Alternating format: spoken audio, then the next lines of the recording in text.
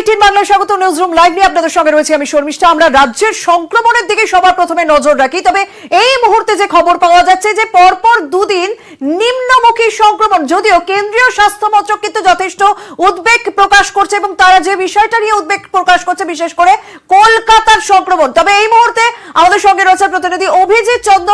অভিজিৎ, তোমার কাছে প্রথমে রাজ্যের সংক্রমণের বিষয়টা জানতে চাইবো।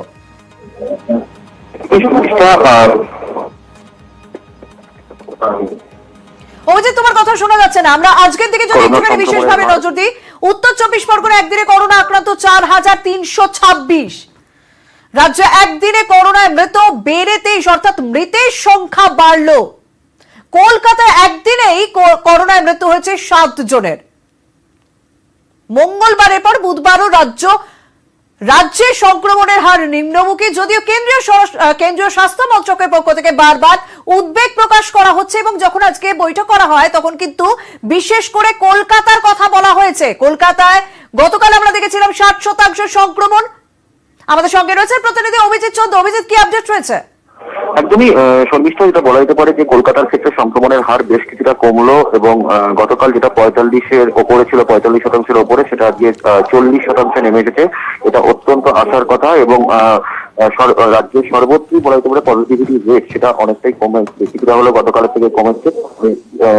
কলকাতায় মোট সংক্রমণ আক্রান্তের সংখ্যা সেটা 7,000 ছাড়িয়ে গেছে। পাশাপাশি উত্তর 24 পরগনাতেও 4,000-এর ওপর আক্রান্তের সংখ্যা। পাশাপাশি ভাবিয়ে তুলেছে উত্তরবঙ্গের সমস্যাটা। উত্তরবঙ্গে কিন্তু আক্রান্তের সংখ্যাটা বেড়ে চলেছে, এটাই সবথেকে বেশি উদ্বিগ্ন করার মতো বিষয়। অনেক ধন্যবাদ। অর্থাৎ দ্বিতীয় ঢেউয়ে যে ছবি ধরা পড়েছিল যে রাজ্যের সংক্রমণ যখন বাড়ছিল তখন উত্তরবঙ্গেও একের পর এক সংক্রমণ বেড়ে চলেছিল। এবারেও সেই একই অবস্থা, উত্তরবঙ্গে সংক্রমণ বাড়ছে। বিশেষ করে কলকাতা সংক্রমণের হারও চিন্তায় রাখছে কেন্দ্রীয় স্বাস্থ্য মন্ত্রককে। শুনবো লাভ আগরওয়াল, তিনি কি বলেছেন।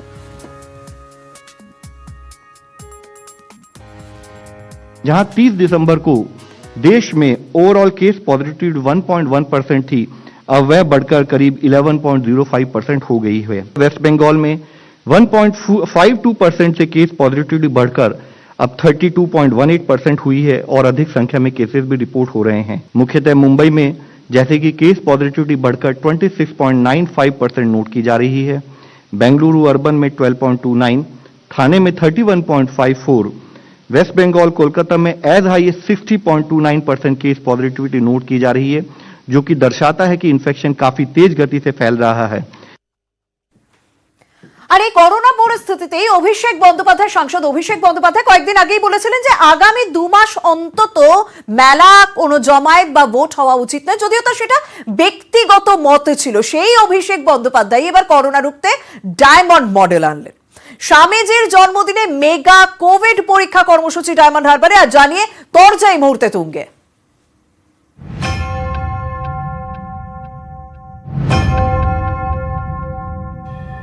কলকাতার ফুটবল ময়দানে একসময় তোলপাড় ফেলেছিল মোহনবাগান কোচ অমল দত্তর ডায়মন্ড সিস্টেম। করোনা যুদ্ধে এবার ডায়মন্ড মডেল। ডায়মন্ড হারবারের সাংসদ অভিষেক বন্দ্যোপাধ্যায়ের নতুন দাওয়াই। ডায়মন্ড হারবার লোকসভা কেন্দ্রে ডক্টর অন হুইলস। স্বাস্থ্যকর্মীরা পৌঁছে যাবেন মানুষের কাছে। 12ই জানুয়ারি বিবেকানন্দের জন্মজয়ন্তী। এই দিনে ডায়মন্ড হারবার লোকসভা এলাকায় 53,203 জনের করোনা পরীক্ষা হয়েছে বলে দাবি অভিষেক বন্দ্যোপাধ্যায়ের। তৃণমূল সাংসদের দাবি, রাজ্যের সমস্ত লোকসভা কেন্দ্রের মধ্যে ডায়মন্ড হারবারে গত 7 দিনে করোনা সংক্রমণ সব থেকে কম। করোনা রুখতে কড়া ব্যবস্থার দাওয়াই দেন তৃণমূলের সর্বভারতীয় সাধারণ সম্পাদক। আমার মনে হয় এখন আগামী 2 মাস সব বন্ধ রাখা উচিত, সে ধর্মীয় কোনো অনুষ্ঠান হোক বা রাজনৈতিক কোনো প্রচার। মানুষের প্রাণ বাঁচলে আগামী দিনে সব আস্তে আস্তে হবে। সংক্রমণ আগে বাড়িয়ে দিয়েছে, তারপরে এখন এইসব কি হুইলস চলছে আর কি। ওখানে আজকে এত ডক্টর যদি সেখানে পৌঁছে যেতে পারেন, কোথা থেকে যাচ্ছেন? কোন সরকারি হসপিটাল থেকে ডক্টরদের তুলে নিয়ে যাওয়া হচ্ছে? এটা শুধুমাত্র ইমেজ বিল্ডিং। অভিষেক যেটা বলছেন নীতিগতভাবে তার সাথে কেউই দ্বিমত হবে না, কিন্তু তার সাথে ডিরেক্টলি ভোট বা গঙ্গাসাগর মেলাকে যুক্ত করা ঠিক হবে না। রাজ্যের বিভিন্ন জায়গায় যখন দেখা যাচ্ছে টেস্ট হচ্ছে না, প্রায় হচ্ছে না, কিট নেই, হঠাৎ 30,000 রাজ্যের মানুষকে বঞ্চিত করে শুধু ডায়মন্ড হারবারের জন্য 30,000, এটা কি মানে আছে? সবটাই একটা কোথাও ধামাচাপা দেওয়ার বন্দোবস্ত। করোনা পরিস্থিতি খতিয়ে দেখতে বৃহস্পতিবার ডায়মন্ড হারবার যাওয়ার কথা অভিষেক বন্দ্যোপাধ্যায়ের। ডায়মন্ড হারবার এবং মহেশতলার কোয়ারেন্টাইন সেন্টার ঘুরে দেখবেন তিনি। নিউজ 18 বাংলা।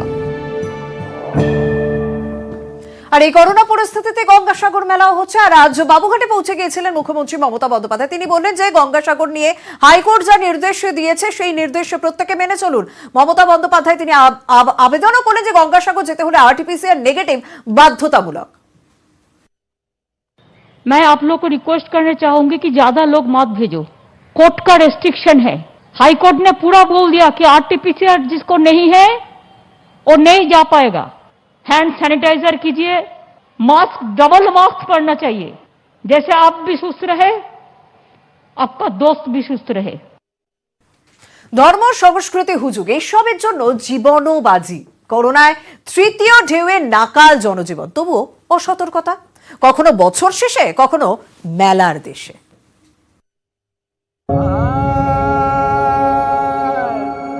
मास्क क्या लगाए, मास्क में कौन रोग आता है, इसमें क्या रोग आ जाएगा क्या। हम अपने धौना पर बैठे हुए हैं, भगवान के भरोसे पे रहते हैं, भोलेनाथ के सभी रोगों को टाल देते हैं, कोई रोग नहीं आता है। এ যেন হীরক রাজার দেশ, যেখানে হীরক রাজা নেই কিন্তু মগজ ধোলাই আছে। মগজ যেন বলছে যায় যদি যাক প্রাণ, ধর্ম উৎসব হুজুগে স্নান। কলকাতা হাইকোর্টের শর্তে গঙ্গাসাগর মেলা, কড়া বিধিনিষেধ, সতর্ক প্রশাসন, কিন্তু অনেকেই তো সতর্ক হতে নারাজ। এখনো চরম অসচেতনতা। हम लोग बाबा आदमी है, हमारे आगे पीछे कोई रोने वाला नहीं है, जगत कल्याण के लिए हम निकले हैं। हम तो लगाया नहीं, प्रभु को धुनी लेके चलता है दुनिया का कल्याण के लिए। কড়া নজরদারি সাগরে, তবু ধর্ম হুজুগ মিলেমিশে এক। এ যেন সেই চেনা প্রবাদ, চোর না শোনে ধর্মের কথা। बाबा है, हमारे पास क्या धनमाल है जो हमको करुणा होगी। करुणा तो उसको होती नहीं जिसके पास ज्यादा पैसा है। हम लोग तो नागा बाबा है बेटा। वैक्सीन भी लगवाया, मास्क भी लगाया, मेले में आया, घूम रहा हूँ, टहल रहा हूँ, सब देख रहा हूँ, बहुत अच्छा लग रहा है। কোভিড যায়নি, বরং বাড়ছে তাণ্ডব, কিন্তু হুজুগ চলছে। ভাবখানা এমন, যা হবে দেখা যাবে। তাই তো বছর শেষে পার্ক স্ট্রিটে উপচে পড়া ভিড়। দীঘা, মন্দারমণি, তাজপুরে পর্যটকদের ঢল। পাহাড় থেকে সমতলে বাঁধ ভাঙা হুল্লোড়। নতুন বছরেও চেনা ছবি, ডিসেম্বরে ময়দানে, জানুয়ারিতে মেলায়। যে আমি দুঃসাহসী হয়ে উঠছি। মাস্ক কি হবে, ভেতরে ভেতরে যে ভয় নেই তা নয়, কিন্তু ভয়ের সঙ্গে যে সেন্স অফ রিজার্ভ সেটা উঠিয়ে দেওয়া, আউট অফ গার্ডস। কারণ গার্ডস হচ্ছে আমার প্লেজারের প্রতিবন্ধক। বাংলায় সাগর মেলা তো তামিলনাড়ুতে জাল্লিকাট্টু, চারদিকে যেন মেতে ওঠার হিড়িক। সবাই জানে করোনায় প্রাণ যাওয়ার আশঙ্কা রয়েছে, তবু বেপরোয়া। সচেতনতার আলো কিছুতেই এই আঁধার ঘোচাতে পারছে না।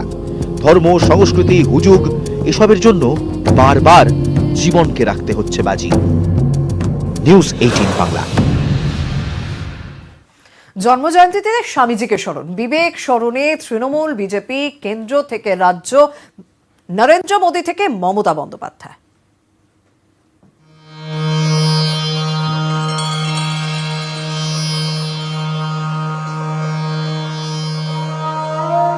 বিবেকানন্দের জন্মদিনে আমাদের সকলে শ্রদ্ধার্ঘ। কোভিডকেও জয় করেছি গত 2 বছর, এবারও অমিক্রণকে আমরা হারাতে পারবো, এ বিশ্বাস আমার আছে।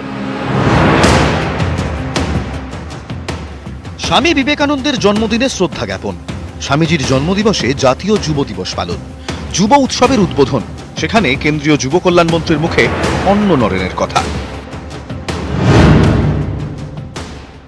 सांस्कृतिक विरासत को बचाने का काम, आगे बढ़ाने का काम आदरणीय मोदी जी आपने किया है। चाहे केदारनाथ की बात करूं, सोमनाथ की बात करूं, काशी विश्वनाथ धाम की बात करूं, अयोध्या धाम की बात करूं, आपने विरासत को बचाया भी, आगे बढ़ाने का काम भी किया।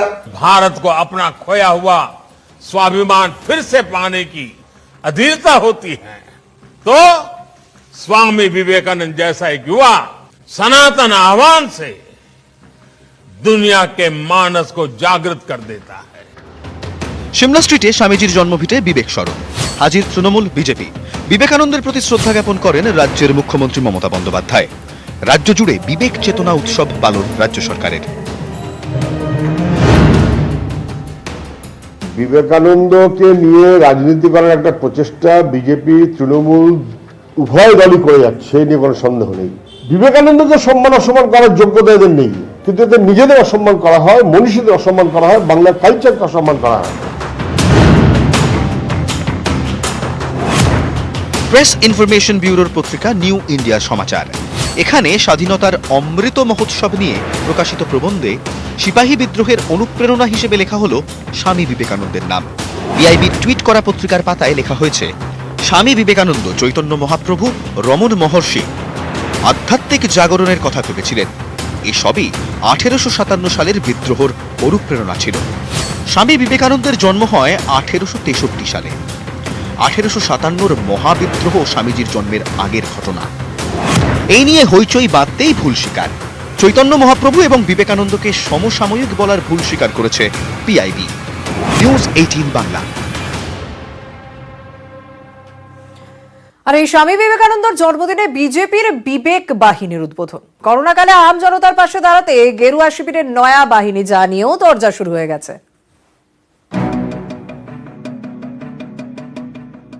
12ই জানুয়ারি স্বামীজির স্মরণ। স্বামীজির জন্মদিনে জন্ম নিল বিজেপির বিবেক বাহিনী। পথে নামছেন গেরুয়া ভলেন্টিয়াররা। স্বেচ্ছাসেবী দল গঠনের দায়িত্বে বিজেপির যুব শাখা। আক্রান্তদের বাড়িতে ওষুধ সহ নানা জরুরি সামগ্রী পৌঁছবেন গেরুয়া ভলেন্টিয়াররা। রাজ্যে বিবেক বাহিনীর প্রধান দায়িত্বে অগ্নিমিত্রা পল। বিবেক বাহিনী বলে একটা ফ্রেশ ইনিশিয়েটিভ নিয়ে তৈরি হচ্ছে। এটা কারুরকে দেখে নয় আর কারুর মোটিভেশন নিয়ে নয়। মানুষের পাশে দাঁড়ানোর সুবিধা আসবে, সব কিছু যে আমরা ফুলফিল করতে পারবো সেটা নয়, কিন্তু অন্তত পাশে দাঁড়িয়ে তার হাতটা ধরা। যারা ধর্মের সুড়সুড়ি দিয়ে বিভেদ করে রাজনীতি করেন তারা আসলে বিবেকানন্দের রাস্তায় যাবেন না। তারা বিবেকানন্দকে নিয়ে ব্যবসা করতে চাইছেন আরেকবার। 2020 সাল থেকে কোভিডের তাণ্ডব। দুটি ঢেউ পেরিয়ে এখন দেশে তৃতীয় ঢেউ। প্রতিদিনই বাড়ছে সংক্রমণ।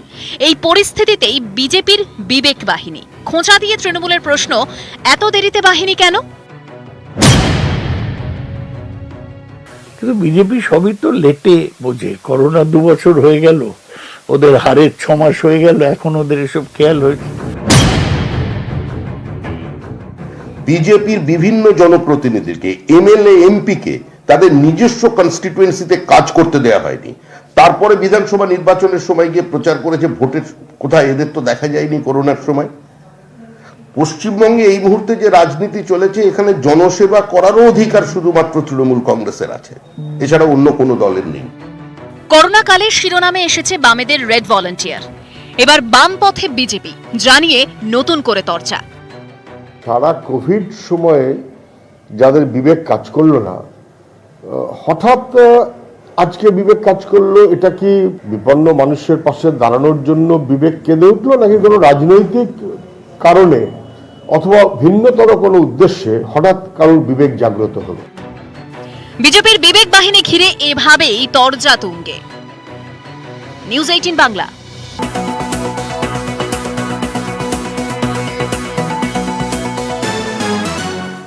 বিবেকানন্দের জন্মদিবস, সে খবরে তো নজর রাখতেই হবে, কারণ এই বিবেকানন্দের জন্মদিবসে শ্রদ্ধা জ্ঞাপন করলো বিজেপি, শ্রদ্ধা জ্ঞাপন করলো তৃণমূল, মমতা বন্দ্যোপাধ্যায়, নরেন্দ্র মোদী, সবাই। দেখুন।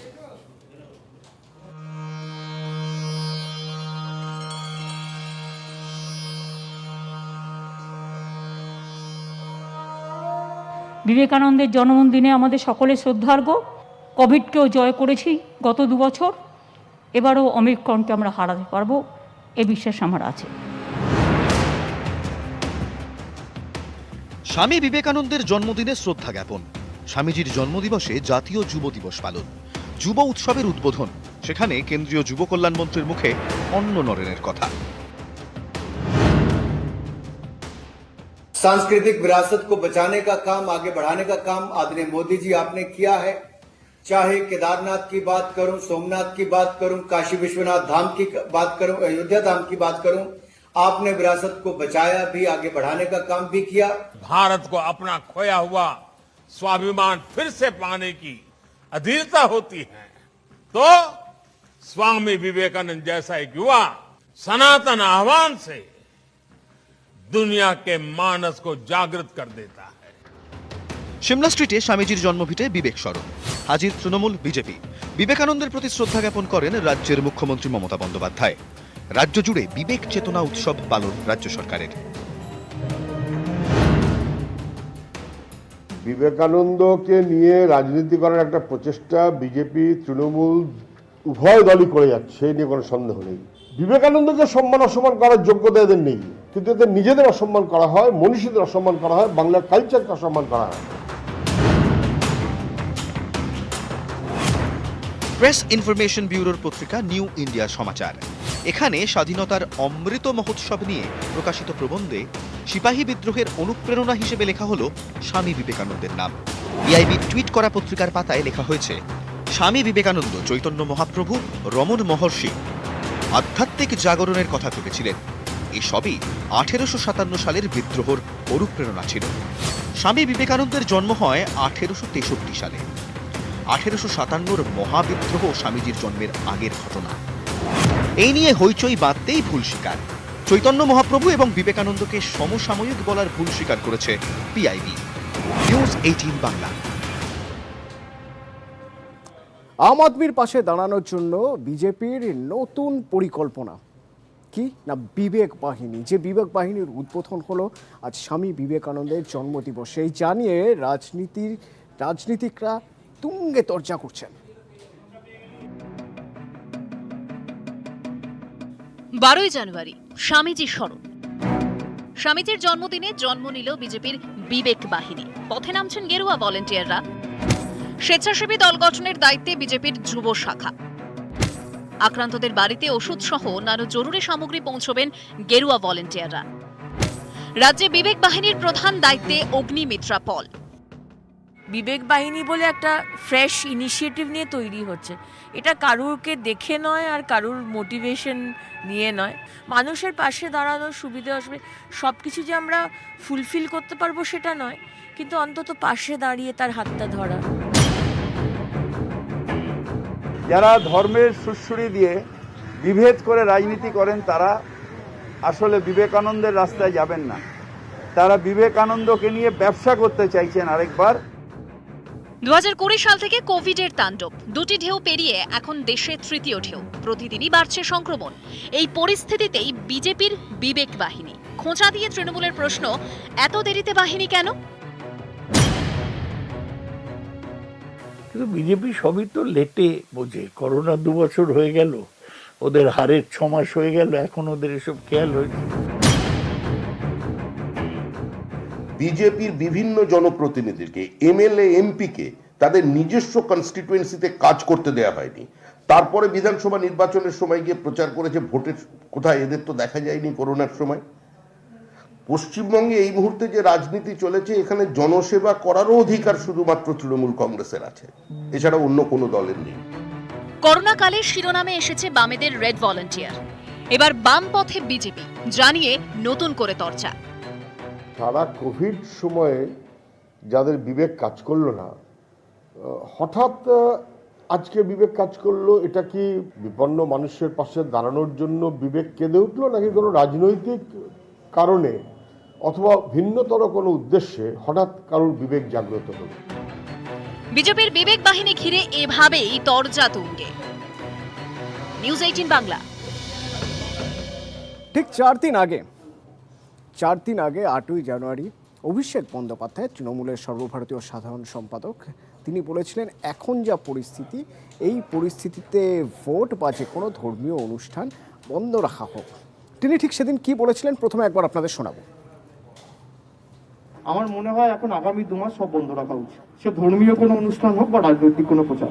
নির্বাচন যে রাজ্যগুলোতে আছে সেটা নির্বাচন কমিশন ঠিক করবে, সেখানে গাইডলাইন মেনে। যেখানে পজিটিভিটি রেট বা পরিস্থিতি হাতের বাইরে, সেখানে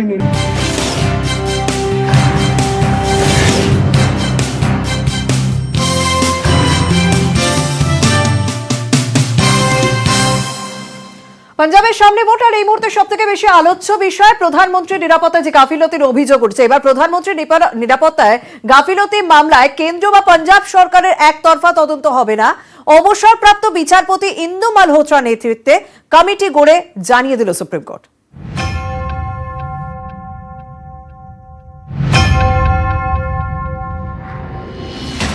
কার গাফিলতিতে পাঞ্জাবের প্রধানমন্ত্রীর নিরাপত্তায় বিঘ্ন ঘটল? পাঞ্জাব সরকারের বিরুদ্ধে ইচ্ছাকৃত গাফিলতির অভিযোগ তুলে সুপ্রিম কোর্টে মামলা হয়। বুধবার সেই মামলায় 5 সদস্যের তদন্ত কমিটি গড়ে দিল প্রধান বিচারপতির বেঞ্চ। তদন্ত কমিটির নেতৃত্বে সুপ্রিম কোর্টের অবসরপ্রাপ্ত বিচারপতি ইন্দু মালহোত্রা। কমিটিতে থাকছেন এনআইএ ডিজি বা তার প্রতিনিধি, চণ্ডীগড় পুলিশের ডিজি, পাঞ্জাব পুলিশের এডিজি নিরাপত্তা এবং পাঞ্জাব এবং হরিয়ানা হাইকোর্টের রেজিস্ট্রার জেনারেল। নিরাপত্তা গাফিলতি তদন্তে কেন্দ্র এবং পাঞ্জাব সরকারের তদন্ত সোমবারই স্থগিত করে দেয় সুপ্রিম কোর্ট। বুধবার প্রধান বিচারপতি এনভি রামানার বেঞ্চ বলে, নিরাপত্তায় গাফিলতিতে কে কতটা দায়ী তার তদন্ত করবে কমিটি। একতরফা তদন্তের উপর বিষয়টি ছাড়া যায় না। বিচার ব্যবস্থায় প্রশিক্ষিত নিরপেক্ষ কাউকে এই তদন্তে প্রয়োজন। যত দ্রুত সম্ভব কমিটিকে রিপোর্ট দিতে হবে। 5ই জানুয়ারি পাঞ্জাবের ফিরোজপুরে ফ্লাইওভারে প্রায় 20 মিনিট আটকে থাকে কনভয়। অবরোধ, যানজটে ফিরে আসতে হয় প্রধানমন্ত্রীকে। বাতিন্ডা বিমানবন্দর পর্যন্ত বেঁচে ফিরেছি, এই অনেক। আপনাদের মুখ্যমন্ত্রীকে আমার হয়ে ধন্যবাদ বলে দেবেন। पंजाब के आला अधिकारियों को कांग्रेस की सरकार के किस नेता ने आदेश दिया कि पंजाब में प्रधानमंत्री की सुरक्षा को खंडित किया जाए? Who benefited in the Congress party from breaching the Prime Minister's security?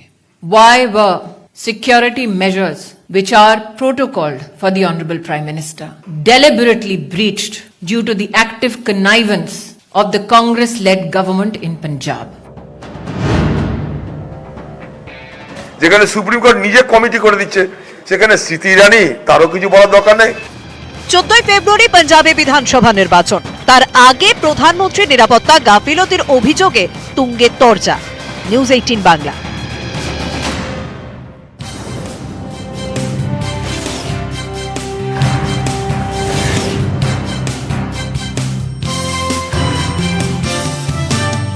দিবস, সে খবরে তো নজর রাখতেই হবে, কারণ এই বিবেকানন্দের জন্মদিবসে শ্রদ্ধা জ্ঞাপন করলো বিজেপি, শ্রদ্ধা জ্ঞাপন করলো তৃণমূল, মমতা বন্দ্যোপাধ্যায়, নরেন্দ্র মোদী, সবাই। দেখুন।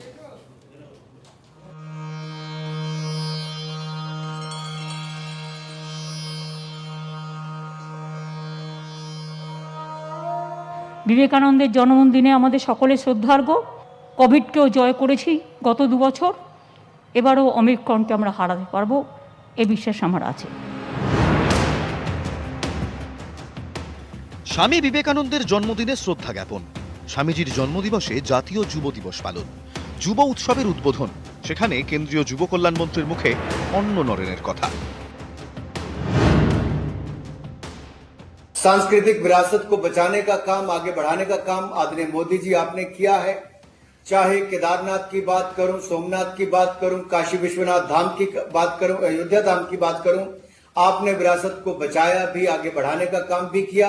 भारत को अपना खोया हुआ स्वाभिमान फिर से पाने की अधीरता होती है तो स्वामी विवेकानंद जैसा एक युवा सनातन आह्वान से दुनिया के मानस को जागृत कर देता है। সিমলা স্ট্রিটে স্বামীজির জন্মভিটে বিবেক স্মরণ, হাজির তৃণমূল, বিজেপি। বিবেকানন্দের প্রতি শ্রদ্ধা জ্ঞাপন করেন রাজ্যের মুখ্যমন্ত্রী মমতা বন্দ্যোপাধ্যায়। রাজ্য জুড়ে বিবেক চেতনা উৎসব পালন রাজ্য সরকারের। বিবেকানন্দকে নিয়ে রাজনীতি করার একটা প্রচেষ্টা বিজেপি, তৃণমূল উভয় দলই করে যাচ্ছে, এ নিয়ে কোনো সন্দেহ নেই। বিবেকানন্দকে সম্মান অসম্মান করার যোগ্যতা এদের নেই, কিন্তু এদের নিজেদের অসম্মান করা হয়, মনীষীদের অসম্মান করা হয়, বাংলার কালচারকে অসম্মান করা হয়। প্রেস ইনফরমেশন ব্যুরোর পত্রিকা নিউ ইন্ডিয়া সমাচার, এখানে স্বাধীনতার অমৃত মহোৎসব নিয়ে প্রকাশিত প্রবন্ধে সিপাহী বিদ্রোহের অনুপ্রেরণা হিসেবে লেখা হলো স্বামী বিবেকানন্দের নাম। পিআইবি টুইট করা পত্রিকার পাতায় লেখা হয়েছে, স্বামী বিবেকানন্দ চৈতন্য মহাপ্রভু, রমণ মহর্ষি আধ্যাত্মিক জাগরণের কথা তুলেছিলেন। এসবই 1857 সালের বিদ্রোহর অনুপ্রেরণা ছিল। স্বামী বিবেকানন্দের জন্ম হয় 1863 সালে। 1857 মহাবিদ্রোহ স্বামীজির জন্মের আগের ঘটনা। এই নিয়ে হইচই বাঁধতেই ভুল স্বীকার। চৈতন্য মহাপ্রভু এবং বিবেকানন্দকে সমসাময়িক বলার ভুল স্বীকার করেছে পিআইবি। নিউজ 18 বাংলা। আম আদমির পাশে দাঁড়ানোর জন্য বিজেপির নতুন পরিকল্পনা। কি না বিবেক বাহিনী, যে বিবেক বাহিনীর উদ্বোধন হলো আজ স্বামী বিবেকানন্দের জন্মদিবস। সেই জানিয়ে রাজনীতিকরা তুঙ্গে তর্জা করছেন। 12ই জানুয়ারি স্বামীজি স্মরণ।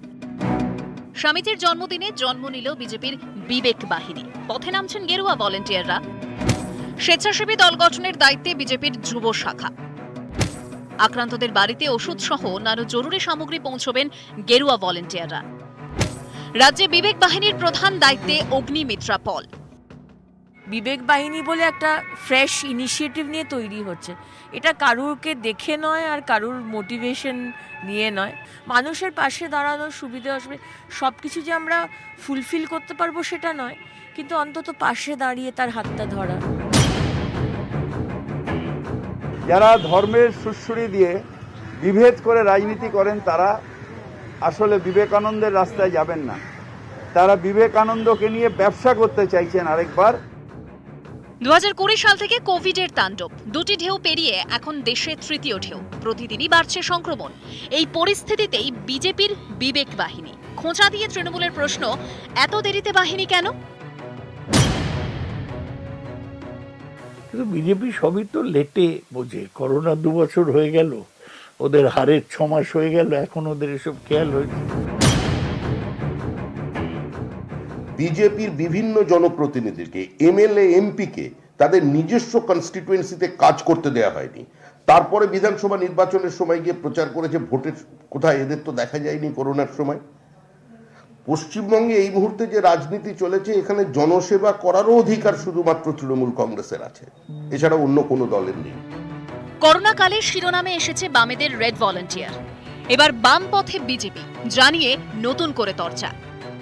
সারা কোভিড সময়ে যাদের বিবেক কাজ করলো না, হঠাৎ আজকে বিবেক কাজ করলো, এটা কি বিপন্ন মানুষের পাশে দাঁড়ানোর জন্য বিবেক কেঁদে উঠলো, নাকি কোনো রাজনৈতিক কারণে অথবা ভিন্নতর কোনো উদ্দেশ্যে হঠাৎ কারোর বিবেক জাগ্রত হলো?